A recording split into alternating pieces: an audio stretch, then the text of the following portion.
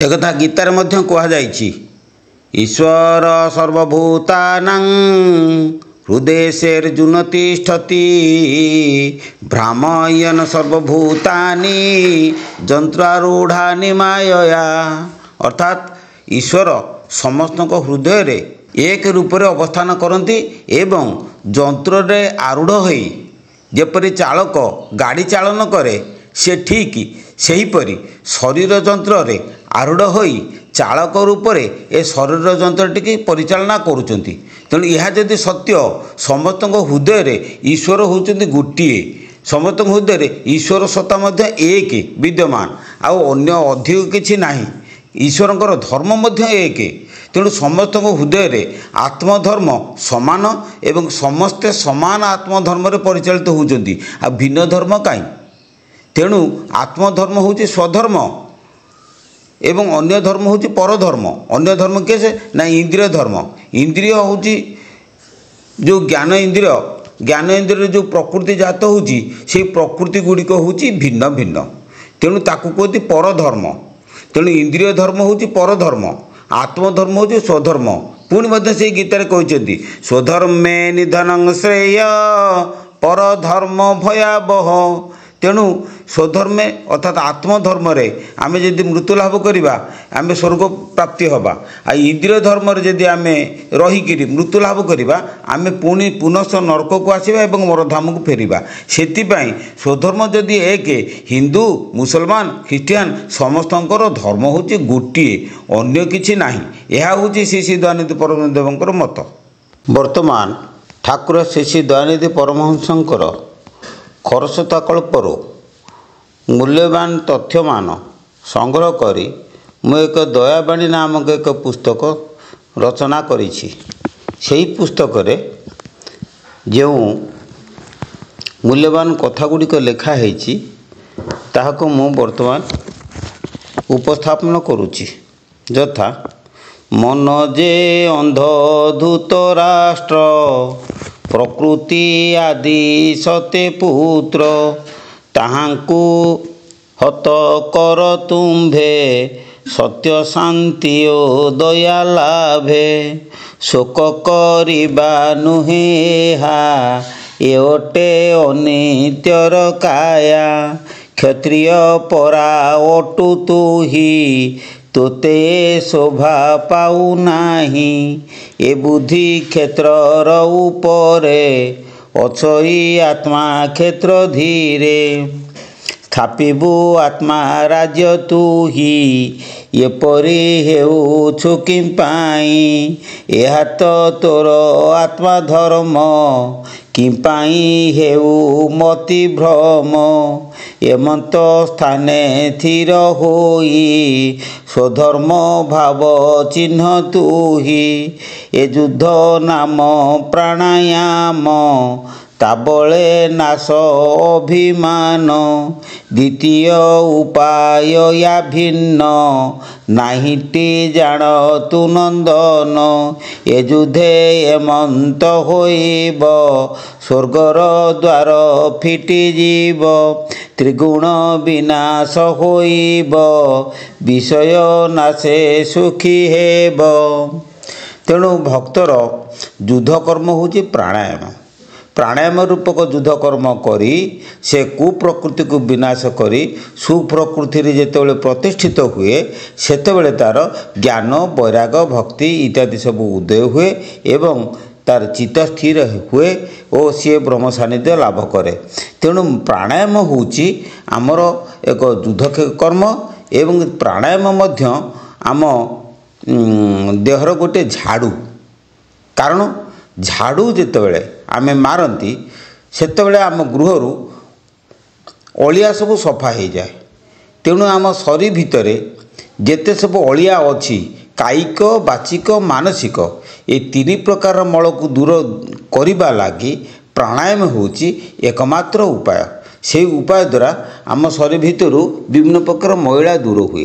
तार आउ गोटे उदाहरण मध्य कहुई कौन शुण जे प्राणायाम को आमर छांचुणी सहित तुलना करा जाए।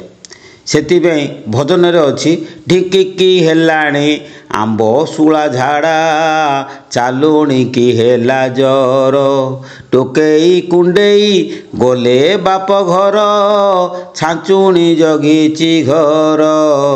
ढिंकी अर्थ शरीर। मृत्यु समय जेतेबेले मृत्युर आभास आसे सेतेबेले कौन हुए ना ढिंकी अर्थ शरीर। शरीर को आंबशूला झाड़ा है। आंबशूला झाड़ा अर्थात एसिडिटी डायरिया केमिति हुए ना केतेबेले पिचकारी पुणी झाड़ा हो जाए तरल झाड़ा हो जाए तो केतेबेले कोष्ठकाठिन्य हुए। तेणु ढिंकी की हेलानी आंबशूला झाड़ा। चालुणी की हेला जर। चालुणी हूँ लोमकूप। लोमकूप को जर है अर्थ तुम लोमकूप सब छिड़ा हो गला। चालुणी की हेला जर। टोकेई कुंडी बाप घर गले। टोकेई कुंडी कहले आमर हूँ चक्षु मुख नासा जिह्वा चर्म ये पांचटी ज्ञान इंद्रिय मुख हस्तपद मूत्र मलद्वार ये पांचटी कर्म इंद्रिय। ये कर्म इंद्रिय गुड़िक सब निस्तेज हो गले। बाप घर गले। बाप घर अर्थ जो जगार से सृष्टि होते से जगह को सी गले। त्रिकुटर सृष्टि होते से त्रिकुट जगार जाए पहुँचले। अंतर इंद्रिय मन बुद्धि चित्त अहंकार ये सब नाभि हृदय कंठ ललाट ए सृष्टि होते अंतर इंद्रिय जगार स्थिर है। आउ ज्ञान इंद्रिय कर्म इंद्रिय ये मैंने सब कौन कले ना स्व स्थान को सब चलीगले। तेणु जीव बा प्राणी मृत्यु समय से निस्तेज हो पड़ा। टोकेई कुंडी गले बाप घर छांचुणी जगिची घर। छांचुणी अर्थ हूँ निश्वास। निश्वास प्रश्वास केवल चली रेचक पूरकतार चली सी केवल घर टी जगिची। जिते निश्वास बाहर जीव सी कौन कल तार मृत्यु बोलिकी आम घोषणा करवा। तेणु टोकेई कुंडी गले बाप घर छांचुणी जगिची घर। छांचुणी अर्थ हूँ प्राणायाम।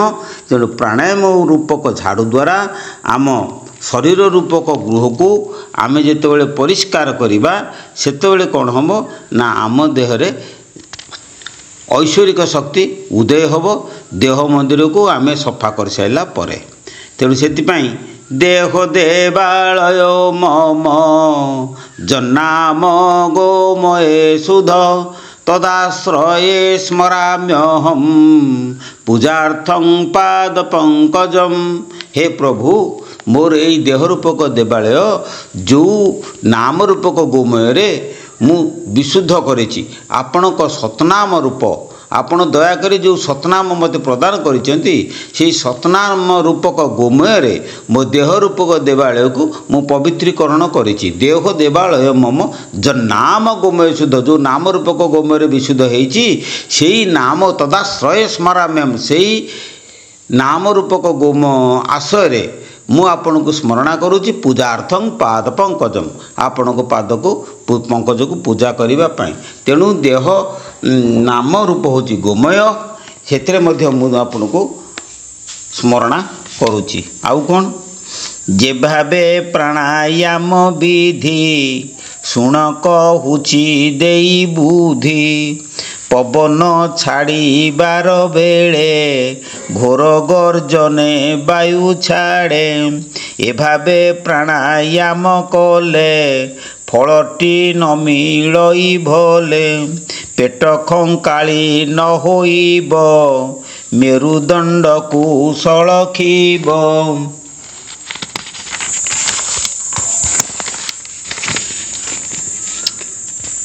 कुंडलिनी को ऊर्ध्वमुखे चलाउथिब कहूँ तोते कूटस्थे रखीण चेतन अमने रखिथिब ध्यान गुरु मंत्र को स्मरी सूत्रे चेता रखिब अनाहते नवद्वार को रोध करी इंद्रिय संजते सुमरी मन को हृदय पद्मरे निरधि सुषुम्ना मार्गरे ओमिति एकाक्षर ब्रह्म सूक्ष्म सूत्र रे जे स्मरण करतु देखिबु साक्षाते दिव्य मूर्ति दृष्टि पथे। देख जे ये हूँ प्राणायाम सूत्र এই जो प्राणायाम सूत्रटी मु कहली ए सूत्र केवल सद्गुरु आपण मानक बतईदेवे सद्गुरु ये सूत्र देले ये सूत्र रे तुम चलो मु खाली सूत्र विधि गुड़िक तुम मानक कहूँ आउ कौन रेचक पूरक कुंभक यही त्रिविध क्रिया देख प्राणायाम जे याकू कही किपरि शुण मन देई जे द्रुत वायु निसारण रेचक जान हो नंदन वशिष्ठ वायु आकर्षण पूरक ओटे ये प्रमाण रेचक पूरक जे स्थिर हेले कुंभक नाम तार दक्षिण हस्तर अंगुष्ठ द्वारा दक्षिण नासापुट धारण करी वायुरोध बामेरे चक विधि साध स्मर षोडश बार सूत्रे से ब्रह्म एकाक्षर मंत्रे कनिष्ठ अनामिका जोगे तापरे बाम पुड़ा बेगे बुद्धि दक्षिण नासा द्वारे वायु पूरण कर धीरे 32 बार जप करी ओमती एकाक्षर धरी रेचक पूरक ए भावे करिव शुण शुद्ध भावे प्राणायाम काल रे जान सुख आसने उपवेशन सुखासने उपवेशन करी मेरुदंड जेबेक मस्तक सीधा ओ सड़ख भावरे रखिबाकू हुए भ्रूमध्ये दृष्टि रही थाए उभय नासा पुट धरी मनकू अमने संघरी एहाकू कुंभक जे कही अष्ट प्रकार ए अटई शेषरे उभय नासारे वायु को छाड़ी बस धीरे क्रमानुसारे अल्प अल्प साधिप सधीरे कुंभक दक्षिण हस्ते घ्राण धरी बाम अंगुष्ठे संख्या करी प्रथमे पूर्वोक्त संख्यारे करणे समर्थ होइले 16 अभ्यास बळे होइबटी कहि देव दया निधि ये ओटे प्राणायाम विधि इष्ट अटंती गुरुदेव तांको चरणे कर भाव जाहाकू कही भगवान केवल पार्थक्य जे कर्म भगवान जे गुणमय तांकर सृष्टि स्थिति लय गुरु निर्गुण गुरु ब्रह्म देखतु स्थिर करी मन गुरुटी कही थांती मुखे बसिण साधकर पाखे कर्म करिबा निज हाते अनेके पारिब जगते साधके कर अनुभव गुरु वचने करी ठाव जे वाक्य कहंती रूप साक्षाते देख से अमाप साक्षाते देख से अमाप ताकू कलिबा साधकर केवल गुरु वाक्य सार गुरुदेवंको कृपा पात्र जेहि त्रिकुटे हुए स्थित मनरे कामना न थाई निष्काम चित्ते जे भावई सेहि परम गति पाई शुण साधके मन देई सकले होई न बाबाजी बोलंती ब्रह्मे अछु मझी ब्रह्मटी केवल पदार्थ ताहा जे न जानती तथ्य से ब्रह्म जन्म मृत्यु नाही अनादि अरूपटई ताहाकू जेहू जन जाने मरीछि सेहू जी प्राणे पुणी केतेक साधु मुखे भासंती देखिछि प्रत्यक्षे भगवानक पादे लय कले तुटई भव भय